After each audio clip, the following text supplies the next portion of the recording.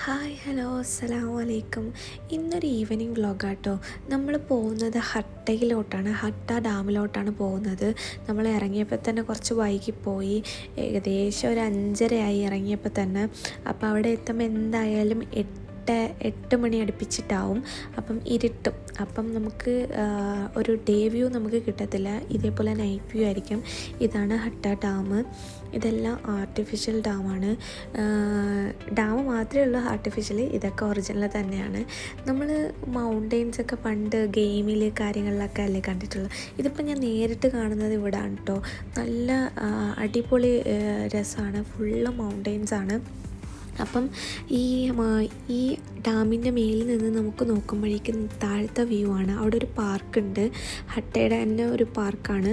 പിന്നെ ഇവിടെ എന്ന് പറഞ്ഞാൽ എല്ലാം ആർട്ടിഫിഷ്യലാണ്. ഇത് കാണുമ്പോൾ മനസ്സിലാവുമല്ലോ, ഇത് ആർട്ടിഫിഷ്യലാണ് ഗൈസ്. പക്ഷേ ഇതിൻ്റെ ആ ഒരു ഫീലൊക്കെ നമുക്ക് കിട്ടും, പക്ഷേ ആർട്ടിഫിഷ്യലായിട്ട് ഉണ്ടാക്കി വെച്ചേക്കാണ്.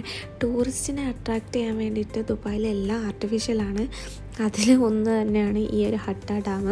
താഴെ ഒരു നല്ല അടിപൊളി ഒരു പാർക്കുണ്ട്. നമുക്ക് ഒരു ഈവനിങ് ഒക്കെ വന്നിരിക്കാനും ഒക്കെ നല്ല രസമാണ്. ഇവിടെ ഫുള്ള് ഫ്രീ ആണ്, ഫ്രീ പാസ്സാണ്. നമുക്ക് ടിക്കറ്റൊന്നും എടുത്ത് കയറേണ്ട ആവശ്യമില്ല, നമുക്ക് ജസ്റ്റ് വന്ന് കണ്ടിട്ട് പോവാം. പക്ഷേ നൈറ്റ് ആയതുകൊണ്ടും ഭയങ്കര ഹ്യൂമിഡിറ്റിയാണ്. ദുബായിൽ നല്ല ചൂടായതുകൊണ്ട് ഭയങ്കര ഹ്യൂമിഡിറ്റിയാണ്. അല്ലെങ്കിൽ നമുക്ക് ഇവിടെ കയാക്കിംഗ് ഒക്കെ ചെയ്യാമായിരുന്നു, പക്ഷെ നല്ല ഹ്യൂമിഡിറ്റി ഉണ്ട്. ഇതാണ് നമ്മൾ മേലിൽ നിന്ന് നോക്കിയിട്ടുള്ള താഴത്തെ പാർക്കിൻ്റെ എൻട്രൻസ്. കാണാനൊക്കെ ഭയങ്കര രസമാണ്. കുറേ പ്ലാന്റേഷനൊക്കെ അവർ ചെയ്തിട്ടുണ്ട്. ഈ 2 മരം കണ്ടു ഗൈസ്, ഇതിനൊക്കെ അത്യാവശ്യം നല്ല കാലപ്പഴക്കമുണ്ട്. ഇവിടെ പിന്നെ ഒരുപാട് കാണാനൊന്നുമില്ല. ഈ ഒരു പാർക്കും പിന്നെ ആ ഒരു ഡാമുമാണ് ഇവിടുത്തെ ഒരു മെയിനായിട്ടുള്ള അട്രാക്ഷൻ. പിന്നെ കയാക്കിങ് കാര്യങ്ങളൊക്കെ ഉണ്ട്. ഇതാണ് നമ്മൾ താഴെ നിന്ന് നോക്കുമ്പോൾ ആ ഡാമിൻ്റെ വ്യൂ. ദൂരെ നിന്ന് വരുമ്പോൾ തന്നെ മെയിനായിട്ട് അട്രാക്റ്റ് ചെയ്യുന്ന ആ ഒരു ഡാമിൻ്റെ ആ ഒരു വ്യൂ ആണ് കേട്ടോ.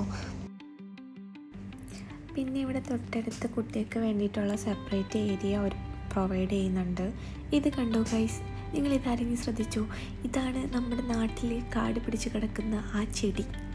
അതിവിടെ ആരോ പറ്റിച്ച് കൊണ്ടുവന്ന് ഇവിടെ വെച്ചേക്കുവാണ്. അറബി ആരോ പറ്റിച്ചിട്ടുണ്ട്. ഇത് ഫുള്ള് ഇവിടെ നോക്കുന്നിടത്തൊക്കെ ഇതുണ്ടാവും. അവരുടെ അറബിയൊക്കെ ഇത് ഇഷ്ടമായിരിക്കും, അതുകൊണ്ടായിരിക്കും. ഇതാണ് ഞാൻ പറഞ്ഞ ആ ഒരുപാട് നാൾ പഴക്കമുള്ള മുതുമുത്തച്ഛൻ്റെ പ്രായമുള്ള ആ ഒരു മരം ഗൈസ്. അപ്പോൾ ഇത്രയൊക്കെയുള്ളൂ. Tata, bye bye.